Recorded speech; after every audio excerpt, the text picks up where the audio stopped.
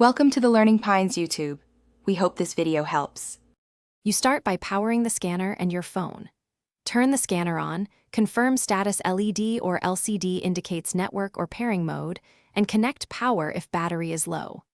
On your mobile, install the Scanner Maker app and grant Bluetooth, Wi-Fi, and location permissions so the app can discover devices. Once done, enable Wi-Fi and Bluetooth on the phone.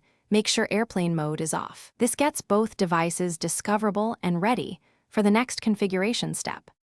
You proceed by opening the vendor app and selecting Add Device or Scan for devices. The app will list the scanner or its temporary SSID.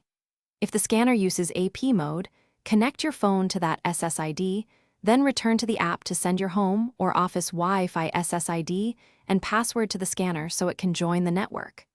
Make sure you select a 4 GHz network if the scanner lacks 5 GHz support. This step configures the device onto your LAN. You finish by verifying the scanner reports a connected state inside the app and appears in the device list. Check its assigned IP if shown. Once connected, perform a test scan or open the live feed to confirm data reaches your mobile. If something fails, power cycle both the scanner and phone.